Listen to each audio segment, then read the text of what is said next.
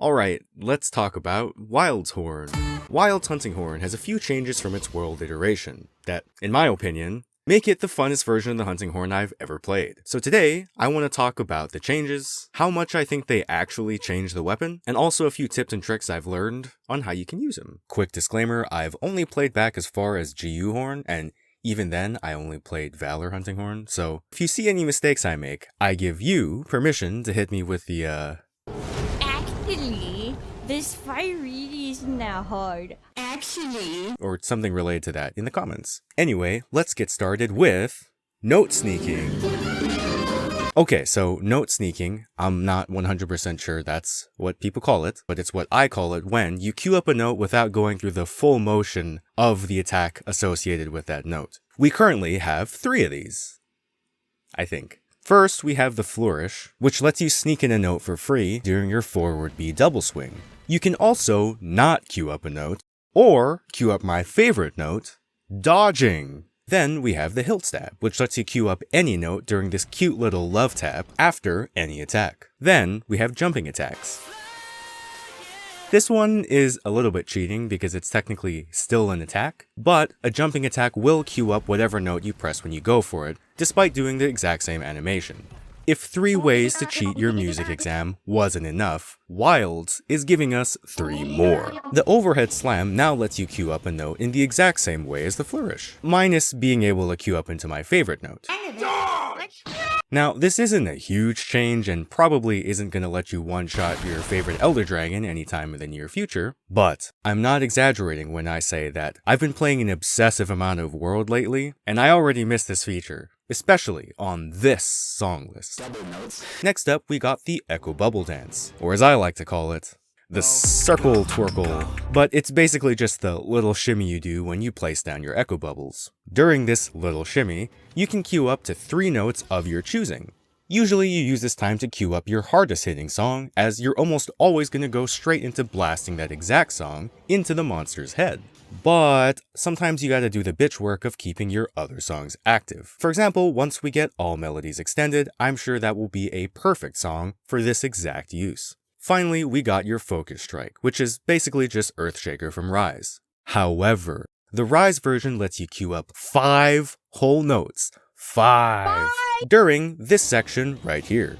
While the notes will always queue up no matter how you press them, be warned, if you want the little damage buff at the end, you do need to time them. So, plug in your Guitar Hero or whatever rhythm game you like to play and get to practicing. As far as use goes, I'm a little bit mixed on this one. On one hand, 5 notes pretty much does everything you need to do. You can play any song you want, and sometimes even 2 songs that you want. However, the only downside is since this actually needs a wound to be able to do, you can't always just do it whenever you want. So sometimes figuring out the optimal 5 notes to play at any given time is like trying to figure out your Chipotle order during a life or death situation.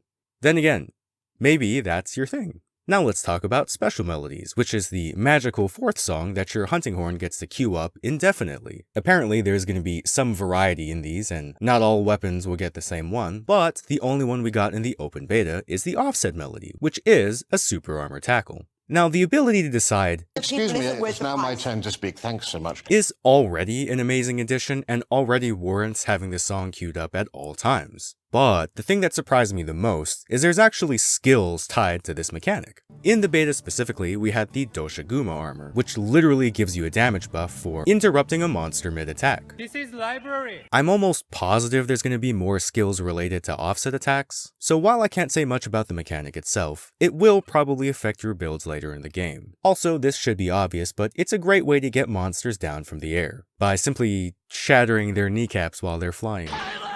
Finally, we got Echo Bubbles and Performances. This is probably the biggest change to the weapon and will probably have the most amount of effect on your damage output. In case you're unfamiliar, you can now place these giant circles on the ground with the Circle Twirkle Dance.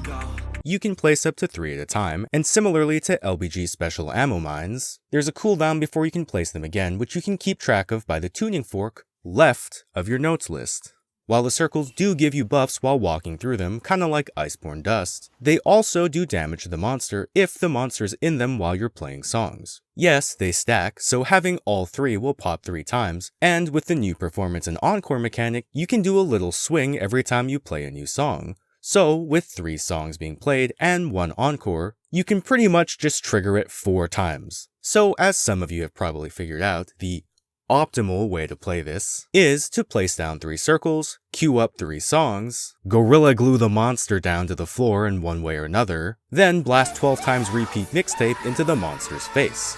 I call this the echo chamber. For example, you can see how Kue here echo chambers and boulders Ray Dao, or how K plays echo chambers Chatacabra. However, there's a bit of a dilemma, which I like to call monsters like to move.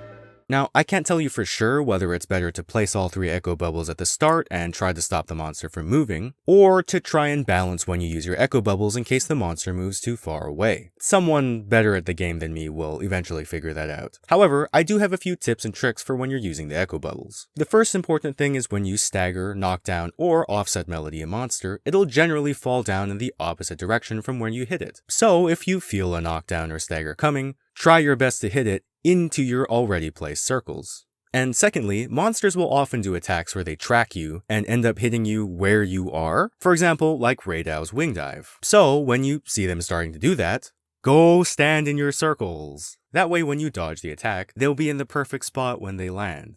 All in all, if it's not clear already, playing the open beta Hunting Horn was the most fun I've had in a really long time. I clocked in like 30 hours or something, and all I did was play the Hunting Horn against Ray Dao. Now obviously, no one can make any promises for how they'll tweak the motion values when the actual game comes out, but conceptually, I really like the direction they took the weapon in. I feel like the potential to put out damage is a little bit higher, but it does require you to have more careful positioning of yourself and the monster. Anyway, thank you guys for watching. I'm probably going to do a little series called Each Monster a Lesson, where we go over what monsters teach you what mechanics. So if you have any suggestions, feel free to leave them.